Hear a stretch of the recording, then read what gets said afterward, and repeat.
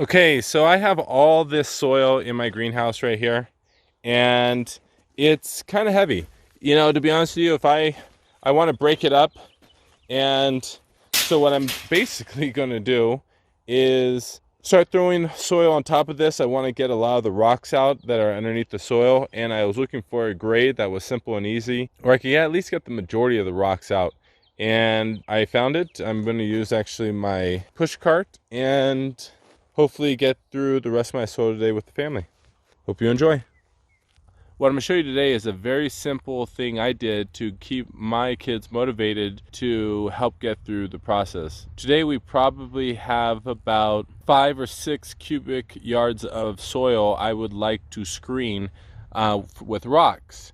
And earlier today I came out to the greenhouse and the rest of the house, and I started looking for different tools of how to speed up the process, because there's so much soil. Obviously I don't want to be out here all day, and second, I want to teach my kids how to finish something all the way through. I want them to witness it. I want them to witness and experience what it looks like to start something and get to the end of your goal, so that they become more familiar with that process and can identify it later in life. So if they begin to quit or don't finish things to the best of their ability, they're able to hold themselves accountable and are able to govern their own energy and their own potential.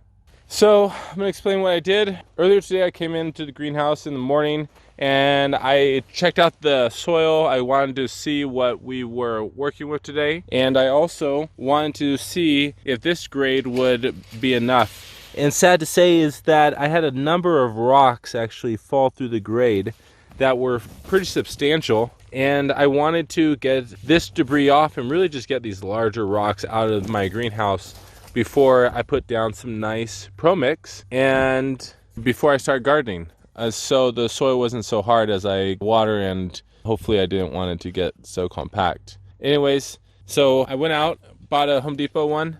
I'm gonna bin this side and bin that side so it stays right on top. I'm gonna throw soil on.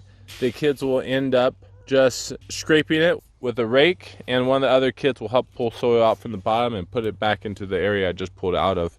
And through the process of just being a little thoughtful on how to get this project done to the best of its ability, I'm going to be able to best utilize the kids' energy with their ability being 10 and 11, make this kind of semi-fun, and we're going to knock through all this soil within a matter of an hour or two.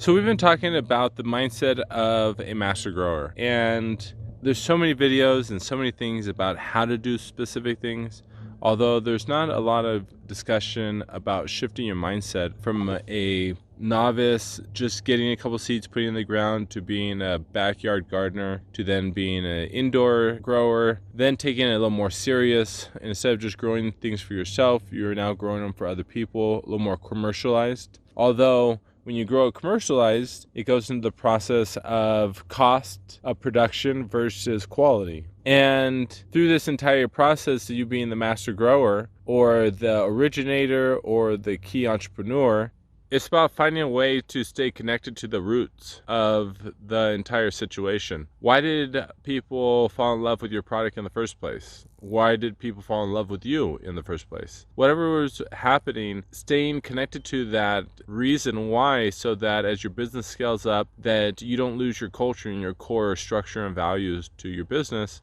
and your organization. Also, as you scale up and you get employees, which is really what I'm talking about today, is how to manage employees and how to develop really young kids or early employees into high-level managers or possible partners. The key is not to find someone that is qualified, but to find someone that has a similar mindset with similar core values. The skill set isn't important. The skill set is something that you can teach them.